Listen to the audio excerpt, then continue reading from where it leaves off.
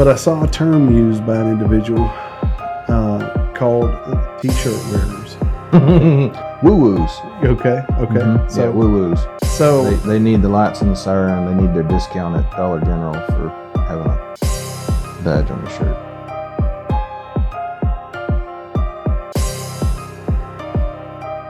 you are listening to the East Texas Banner right here at easttexasbanner.com. Got a good moment this morning to sit down with Mr. Rutledge. You are with Tri-Community. You're the PR guy for Tri-Community. Yeah, I'm the public information officer for the Tri-Community Volunteer Fire Department.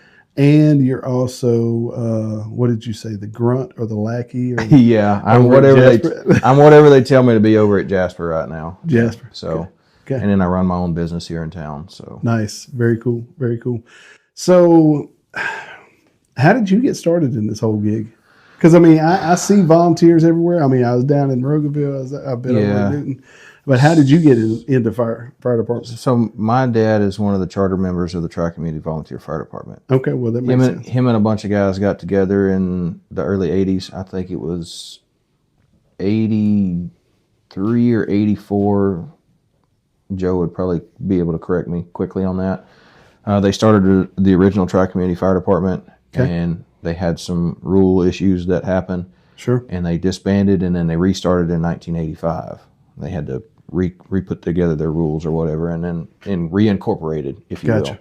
My dad was the paperwork guy. Mm-hmm. I don't know, my dad would have been, he'd have been late 20s, early 30s when they started. So probably your age, roughly?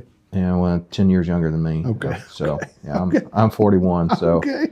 But him and a handful of guys, right? They started meeting on Monday nights and slowly got equipment and trucks together, and they had stuck a fire truck in one of the guys' garages because that's the only place they had for a fire truck. And that's cool. They'd meet at his garage and they'd leave for a fire call from there, and then they slowly got donations from the community and stuff together, and they were able to build a fire station, and they built it 4 times as big as they needed because they knew that they were going to expand. Right. Now we're to the point we've added on the station twice, and we still don't have enough room for the trucks that we've got because of donations and district funding and helping hands projects and things like that, where we've got really good equipment to help the community. Right. And so I've been going since I could walk, basically. Knee high to a grasshopper. Yeah, I didn't want to use that phrase. But yeah, they bought a brand new truck. It was in 90, 91, somewhere in that range. Right. Obviously, I wasn't old enough to really get the dates right, but I can remember riding in the truck with my dad from our house to the fire station, and it was just a cabin chassis from the Ford dealership down here by the Jasper Fire Department. I can't remember the name of it now, but had no bed on it. I could watch the drive shaft spin. I thought that was the coolest thing ever. Went out to the fire station, and I can remember several nights each week they put a bed on it, and then they welded a platform to stand on the back, and then somebody donated them a pump, and then we went to 2 scrap yards and got hose reels for the back, and then Joe Morgan cut a part of an aluminum tank and stretched it and made an aluminum tank for the truck, and wow, they built their own brush truck out of that. And I can remember that from growing up. That truck's still over, and it's one of Newton's fire trucks right now. Really? Yeah. I don't know if they still use it, but that's where it went after we upgraded our trucks in 2012. It stayed in service from 1991 to 2012. So, golly. Yeah, and then it went over there. But another, like, they got a cube van in the late 90s, and I can remember them being in our backyard, building shelving and installing lights and wiring lights and hooking it all up in the backyard of the house. So I've been around it for a long time. Dude, what's wild to me is that I saw a term used. Obviously there's some things going on in the fire department world throughout the counties, right? And but I saw a term used by an individual called that they referred to some people, I guess, in this world as t-shirt wearers. WooWoos. Okay. Mm-hmm. So WooWoos. So they need the lights and the siren. They need their discount at Dollar General for having a badge on your shirt. Having a badge on the shirt, yeah. I thought that was interesting because I never even I'd never heard of that idea. Mm-hmm. You know, I mean, obviously there are opposers. You know, back in the I mean, Yeah. there's Well, in every branch of everything you have that, right? Yeah, and I can't say that I didn't act that way when I was younger, because it was cool to wear your radio around and be somebody, right? And all the things. But as you get older and you mature, you learn that there's certain ways that things need to be done, and things that need to be accomplished and taken care of, and you can't just goof all the time. Yeah. Yeah. There's seriousness to it. Well, and it kind of goes back to what you're talking about. I mean, because dude, you're not gonna be parking a fire truck in your garage if you're not mission first. Mm-hmm. You know what I'm saying? Mm-hmm. I mean, you're just not. I mean, you've got to really have a real heart for protecting your community. Mm-hmm. Yeah, I mean, I think there's a phrase out there, if and now I'm gonna try not to butcher it. If you've got the will to act, you've got the duty to act. You know, that's a good one. And that's a so, good one. like you know, that's a good one, really. I'm not meant to be a press agent, right? Sure. I'm not meant to do your job, but Okay. your job's just as important, because people need the information, right? There's certain ones in our fire department that don't want to fight fire, but they are extremely good at the medical side that we have to do. Right. I suck at the medical side. Gotcha. Like, I look like a chicken with my head cut off when we get to that. But if they're like, go grab this bag, go grab that bag, give me this reading, give me that reading, you know, Sure. do this. Every piece fits. It fits. And vice versa, if we're at a fire scene, Yeah. they're like, what do you want? Where do I go? Who do I talk to? What do I do? And we work together. Yes. Because everybody knows their strengths and weaknesses. No doubt. And that comes down to training and just having the ability, right? So, you know, there's a lot of talk right now about SOGs, basically standard operating guidelines that's been provided to you guys. Yeah. Anybody in the volunteer world, right? As far as fire departments. Yeah. So our department's a little bit unique out at Tri-Community, because we're actually in 2 districts. We're in District 3, District 4. Okay. So we cover a lot of territory in District 4 and a little bit of territory in District 3. Okay. So we've always kind of had to, I won't say create our own guidelines, but we've always had this like standard operating that we train and we do and we follow through and we keep our trucks in order and all this stuff, so we're ready to respond to anybody.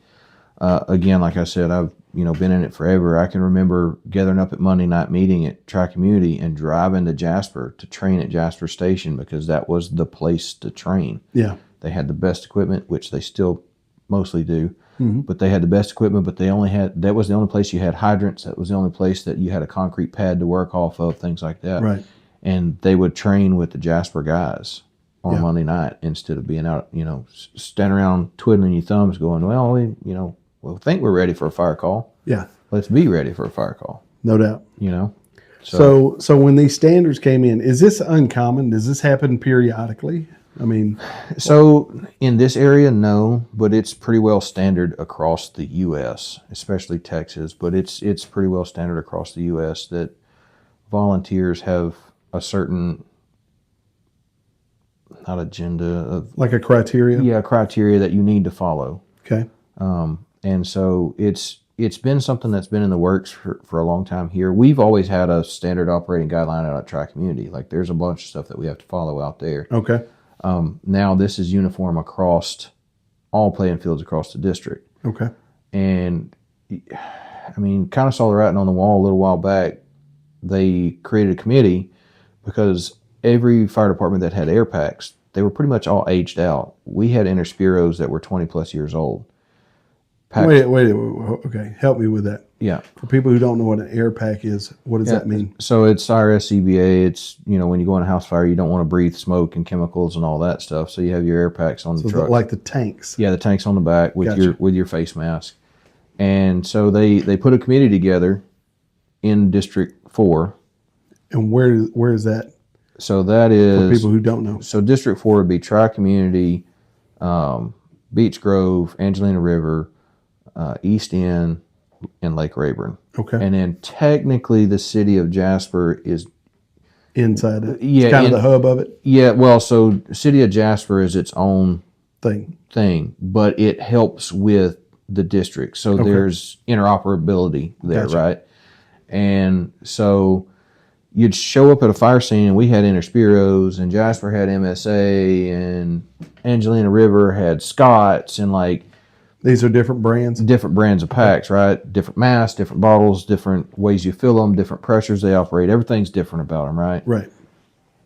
If I showed up at a Beach Grove scene and I have a Interspiro mask but no pack because it's on the trucks at the station, I can't do anything because my mask doesn't work with their Scott bottles.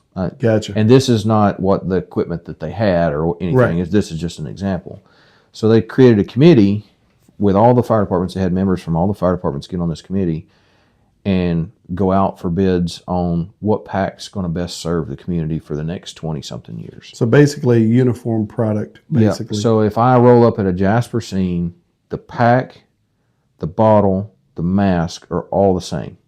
Okay. I know how the pack works. I know how to change the bottle. I know how to fill the bottle. My mask works with their packs, right? And vice versa. Vice versa, right? So there's no fumbling. There's no like, I don't know if this bottle is full, not full. I don't know how to change it out. Yeah. So again, the people that aren't firefighters that are support staff know how to change a bottle on a Jasper pack, same as they know how to change a bottle on a Beach Grove pack, same as they know how to change a bottle on a Track. It's just continuity amongst all. Right. Gotcha. And so that was a huge benefit to the community because now we have a standard, right? And everybody trained on those packs. Everybody knows how to use those packs. Right. Every truck has the same pack on it. Like there's no like... There's no variance. It's muscle memory when you pull a pack off. Exactly. Because you've trained on it. It doesn't matter whose truck it came off of. You know how to operate it. Yeah, it is. Yeah, that makes sense. And so it makes you more efficient at your job. Sure. Right? Job. We're going to call this a job because this is a job. And so they've been trying to uniform everything. Okay. Since, I would say since late 23, early 24. Okay. Because the first adult fire academy happened in 24, and I went through that academy here in Jasper. District paid for it. Didn't cost a dime.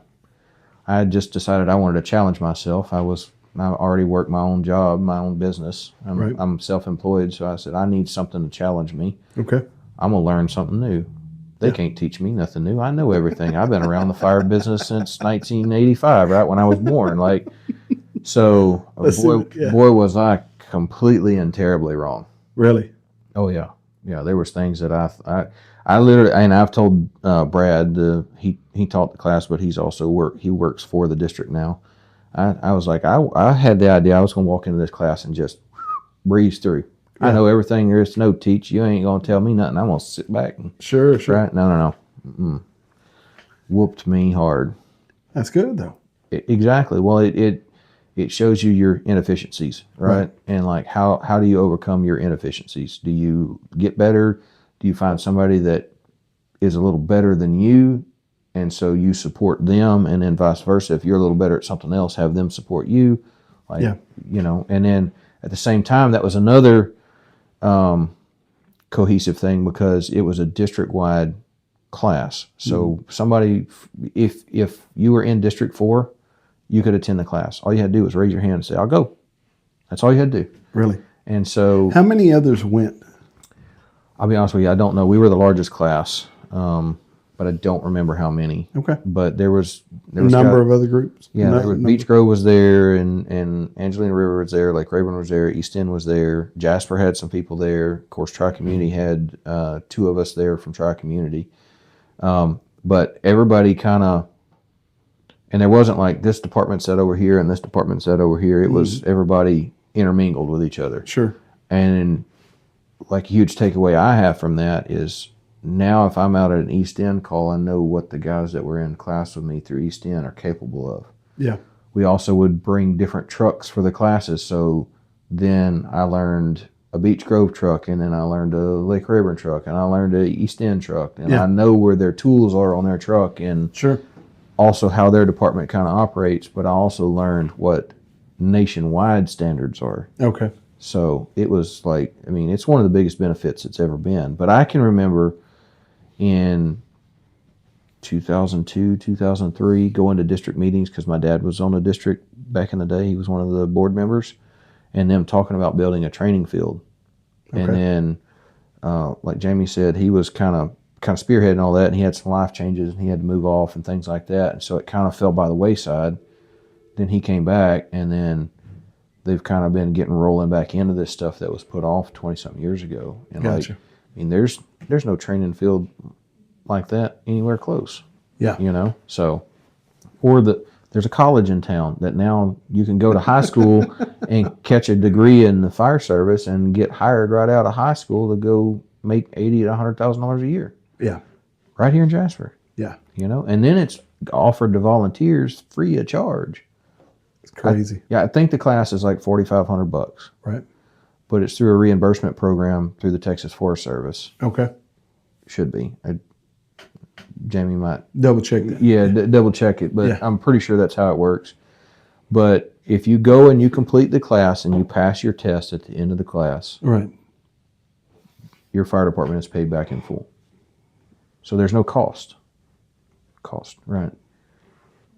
That's insane, man. Mm-hmm. So it's a free program. Like, if I wanted to go be a paid fireman right now, I could. Yeah, but I'm kind of aged out of getting into any departments. Most of them want 35 and under. Yeah. But no doubt, I could if I wanted to. Right. Like right. That it's not out of the realm of possibilities. So you could be a volunteer firefighter in your respected area, and if you're thinking of a career in the fire service, an actual career, Lufkin, Beaumont, Port Arthur, Nederland, wherever, you can take for free the fire academy here in Jasper through your volunteer fire department, and wind up with a job afterwards. Yeah, exactly. So, it really is.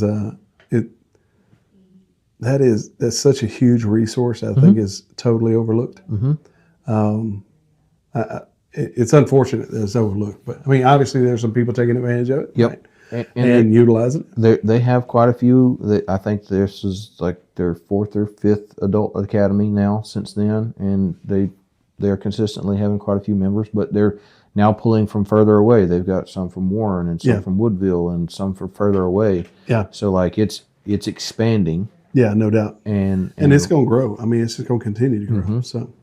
So tell me about some of the standard operating procedures, because I think, or operating guidelines. I think there was some, there's obviously some opinions on these that just rolled out. Yeah. What are some of the things that you are seeing that maybe caused a rub, or maybe you don't even know that? I mean, I don't have any opinion on any of that on any of that, because it's. I mean, I can tell you what my department does and the way my department responded to it, but I can't say how other. So you're outside of that loop. So then I guess my question would be then, what are some examples of standard operating guidelines that have just recently been implemented? So we haven't had a formal sit down and go, these are what we're going to start doing. It's just, here's the paperwork. Mm-hmm. Kind of everybody look it over. If you've got questions, ask questions, those kind of things. But to loop around that question, I guess, some of it's like you got to have a physical. You have to have 40 hours of continuing education every year. So those are a couple of the ones that I know of. Maintenance on trucks. There's some social media posts type stuff, like don't post dead bodies on social media, leave it to the public information officer to relay that information to the public.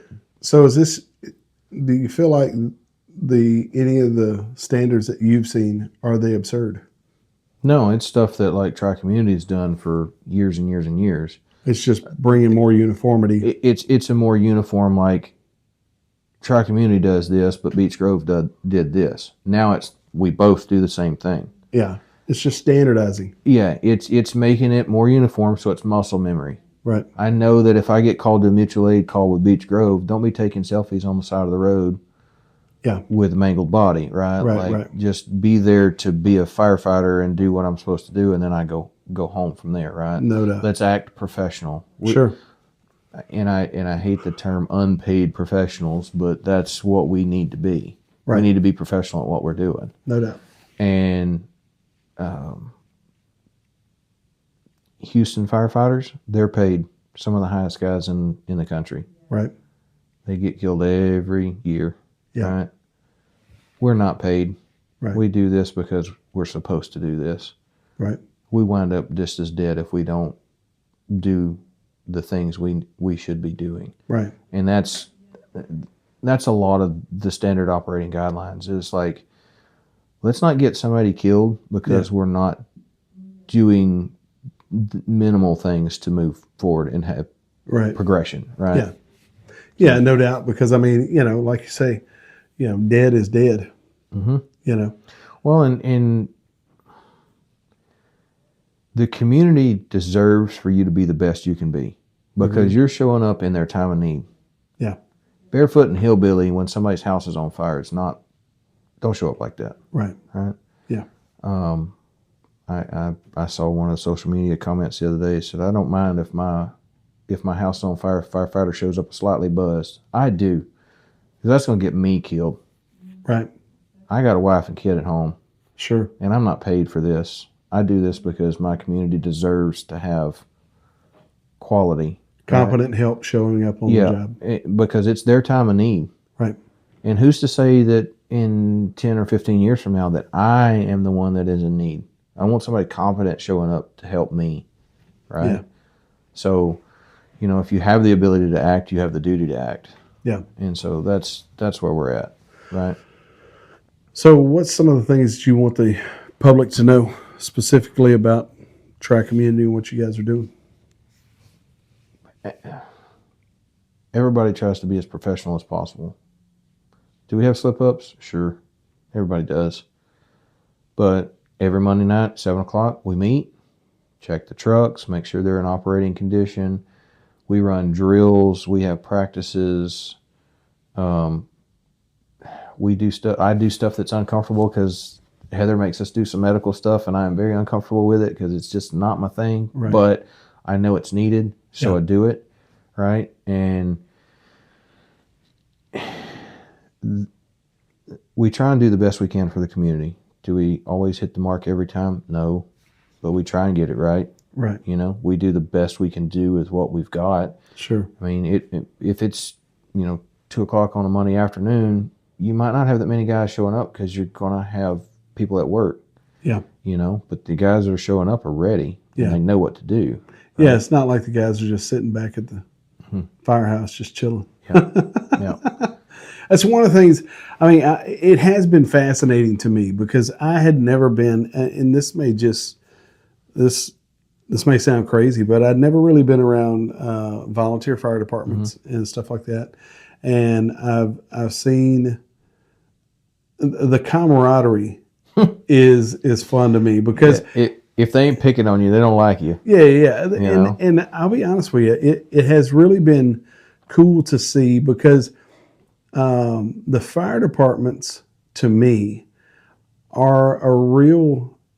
they're a true extension, I think, of the heart of East Texas and probably across the state.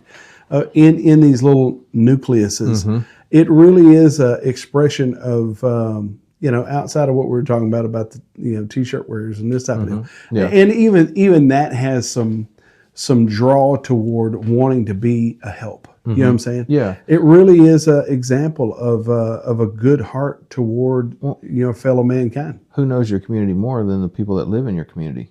Right. Yeah. And dispatch will send out a county road sometimes, and it's maybe not known that county road, but someone in the fire department knows what road that is, and they'll come across the radio and say, no, that's this named road because they've been down it a million times, and it's so-and-so, such and such's house. Right. And instead of having to do a Google map search or whatever, you know where you're going based on that description, right? Sure. Yeah. And you already have an idea in your mind what you're going to need when you get there because you know the place. Yeah. Right? Yeah. So... No, it really is. It's fascinating to me because, and even we went to a couple of the banquets here recently, and just the camaraderie is really cool to me because it's man, there's so much crap going on out here in society. And if you really, to me, if you really want to see the heart of a community, go look at their volunteer fire departments. Yeah. Well, I mean, we have a couple of benefits every year, and the community comes out and supports us tremendously. Yeah. Like, I mean, it's never we don't sell out, right? And it's and people are throwing extra on top of that just because just to help. They want to help. And maybe somebody doesn't have the ability, maybe they're too young, maybe they're too old, whatever, but they have the means to donate to us. Yeah. And that donation is taken very, very seriously. Right. And it's not spent on idiotic things. It's spent to improve the fire department and to improve our service to the community. Right. Whether that's buying tires for the fire truck or buying snacks for the snack boxes. Like out at Tri-Community, every fire truck has a snack box on it because you never know when you're going to get stuck somewhere. Sure. And you're out there for quite some time. I mean, and just a simple cheese crackers is really great, when you've been out sweating for 4 hours, and you're out there and you're smoked. Yeah. And you're just done, a cold Gatorade in your ice chest and a thing of cheese crackers will perk you right up. Yeah. Yeah. And that comes from community support. A lot of times we have that stuff just donated to us from members of the community. Nice. And, I think I really go back to what I said.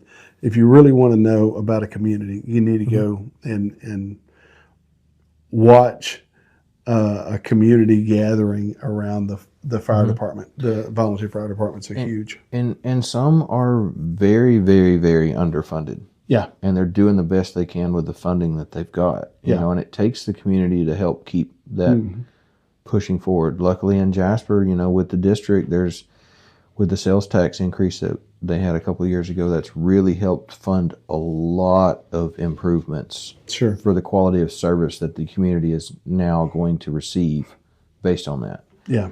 A house fire in 2026 is different than a house fire in 2000. Right. House fire doubles in size every 30 seconds. And legacy homes, more traditional construction with solid wood products and things like that, they burn slower than new homes with particle board and styrofoam holding the furniture together. Wow. And so like the upgrade from the equipment, from the tax base and the installing the standard operating guidelines and things like that are to both protect the community and us at the end of the day. Yeah, because God forbid anyone lose their life in the process of fighting a fire. And God forbid somebody lose all their possessions because we weren't prepared. Bingo. That's huge. That's huge. Because if we show up unprepared, out of shape, it's seen, but all we did was save the slab at your house, and that's not the goal. Yeah, it shows up in the game. It shows up in the game. You don't just, like, using the game as an example, you don't go play football and you practice 20 minutes for the game. Yeah. You practice all the time, as often as you can. Practice all week.